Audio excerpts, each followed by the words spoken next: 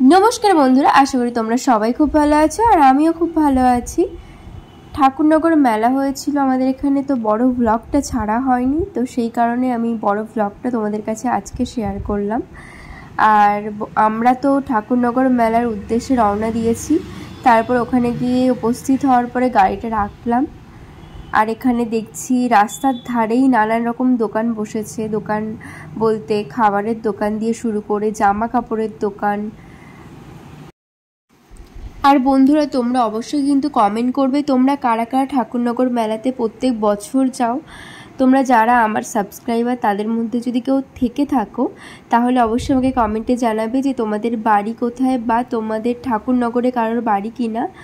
আর প্রত্যেক বছর এই ঠাকুরনগর মেলাটা হয়ে থাকে আর প্রত্যেক বছরই আমরা যাওয়ার চেষ্টা করি। আর দেখো মেলাতে ঢুকেই ফার্স্টে আমার একটাই ইচ্ছা হয় যে একটু কানের দুল বা একটু কিছু কিনবো, সাজাগুজোর যে জিনিসগুলো সেগুলো কিনতেই হবে, এরকম একটা ব্যাপার। আমি কোনো মেলাতে গেলে আগে ওটার দিকে ধ্যান দিই আর একদিকে খাওয়া দাওয়া, এই দুটো জিনিসেরও স্যাক্রিফাইস আমি কোনো জায়গায় করতে পারি না।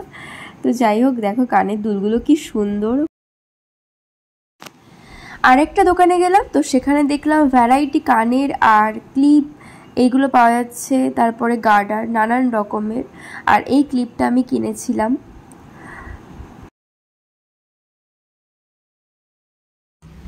আর এগুলো তো কেনাকাটি করতেই থাকবো, তারপরে তো খাওয়া দাওয়াটা মেইন নাকি।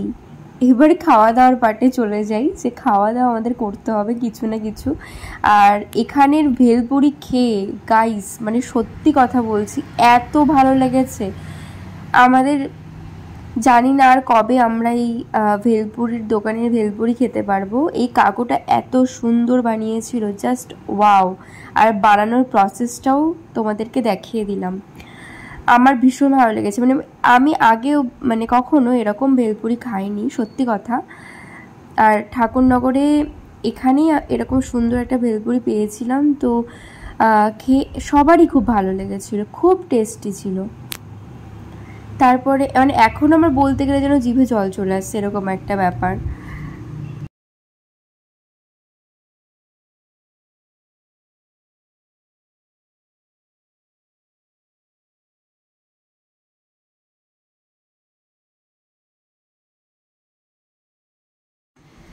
আর ভেলপুরি পাওয়ার সাথে সাথে খাওয়া শুরু, আর কোনো কথা হবে না। আর প্রত্যেক মেলায় যেমন নাগরদোলা, ছোটদের বিভিন্ন চড়ার জিনিসপত্র যেগুলো ছোটরা চড়ে সেই সবই এখানে ছিল।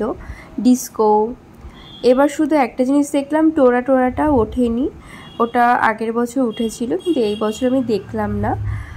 আর ট্রেন উঠেছিল, সব রকম। তারপরে ফুচকা খেয়ে নিলাম আমরা। এবার আমাদের যাওয়ার পালা ডিস্কোতে। আর এটাও নাকি একটু ভয়ের আছে, তো ডিস্কো আগে অনেকবারই চড়েছি, তো সেই কারণে ভয় লাগে না। কিন্তু আমাদের এই ঠাকুরনগর মেলাতে একটু জোরে ঘোরায় ডিস্কো, সেই কারণে একটু ভয় লাগে। তো অনেক দিন পরেই চড়ছি, 1 বছর পরে, তা একটু তো ভয় লাগবেই গাইস।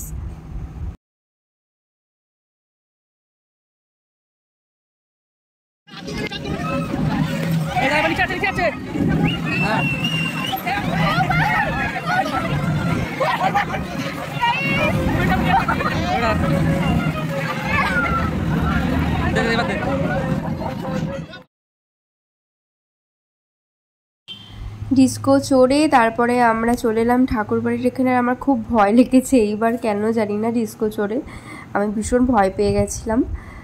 আর তারপরে এবার বাড়ি ফেরার পালা। আর বাড়ি ফেরার সময় বাদাম নিয়ে নিলাম, আর এইদিকে আমি এই হেয়ার ব্যান্ডটা কিনেছিলাম লাইটিং জলে। তারপরে এগরোল খেয়ে নিলাম, আর এগরোলটা অ্যাভারেজ ছিল। আর তারপরে এইটা তো আমার ভীষণই ভালো লাগে মেলাতে, এই যে মটকা কুলফি, যেটা খুব টেস্টি হয় এটা খেতে, আর রতনের কুলফি বলে।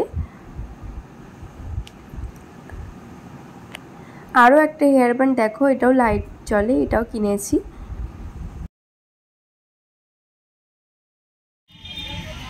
টাটা করবে, টাটা। এবার বাড়ি ফিরবো, টাটা। এবার আমরা বাড়ি ফিরে যাচ্ছি।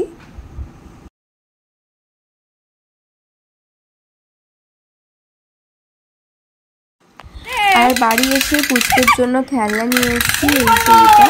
আর ও আমার হেয়ার ব্যান্ডটা পরে বিশাল মজা পাচ্ছিল, দেখো কি করছে। তো এই ভিডিওটি ভালো লাগলে অবশ্যই লাইক শেয়ার কমেন্ট আর সাবস্ক্রাইব করে এইটুকুই, বাই। হ্যাঁ ভাই গলায় এই তো মানিয়েছে ভালো।